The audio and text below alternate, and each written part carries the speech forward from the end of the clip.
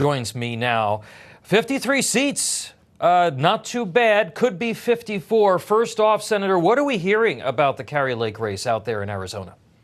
I talked to her this afternoon, Tom, and she's doing well. She is gaining ground, and I think there's about 800,000 votes left. She got a real great opportunity, and she's worked awfully hard.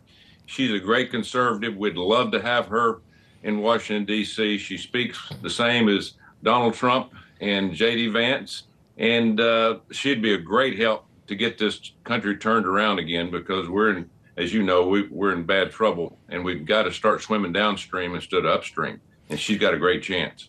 Yeah, we're hearing that a lot of those votes are in more Republican areas of the state, but we still have to wait a few days on that. As you said, there are a lot of votes out. Senator, what are the implications now? What would you like to see job one for Senate Republicans be now that you have at least a 53-seat majority? Well, tax cuts. We've got to get that on the floor as quick as we possibly can. Get it done. Take care of the American people. Obviously, at the same time, we got to be working towards putting something at the border, stopping these people coming across. It's costing billions of dollars a month. We don't have the money. We're borrowing the money, $80,000 a second right now. We're printing just to keep our country afloat.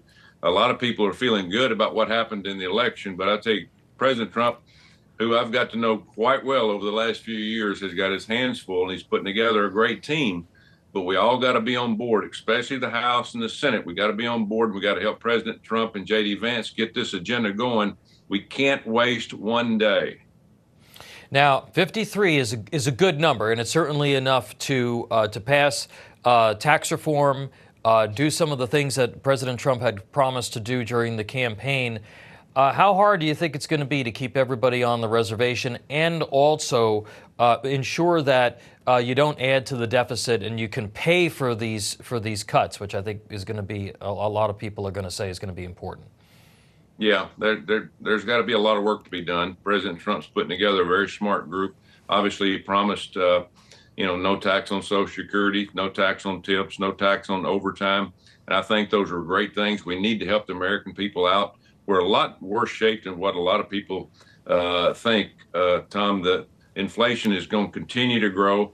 I'm real afraid of what the Democrats are going to do the last 73 days. They could throw a hand grenade into the building and just blow it all up, and it'd be even worse than what it is today. But we are elected, and the first time since I've been in Washington, D.C. in 4 years, we got an opportunity to work with President Trump and get things done at a very quick pace, because you said earlier, we've got the House, we've got the Senate, and we've got the White House.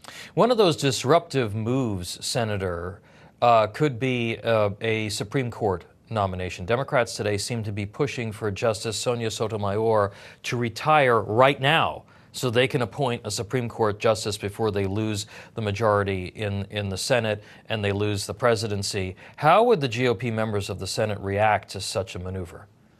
No, they wouldn't be able to pull that off. They've got to have the votes. They won't have the votes to get that done. It's a short period of time. There's a lot of water has to go underneath the bridge before you can do that. 2 months is really, really close to have a chance to do that. You can remember, the Republicans, before I got in, confirmed a Supreme Court justice very quickly, but it was somewhere around August, I think, that it happened when she passed away, and we're able to get it done. Right. It'd be almost impossible to do this. All right. Well, it's going to be certainly a very busy and a very exciting time. Senator Tommy Tuberville, appreciate you being with us today, sir. Thank you. Thank you.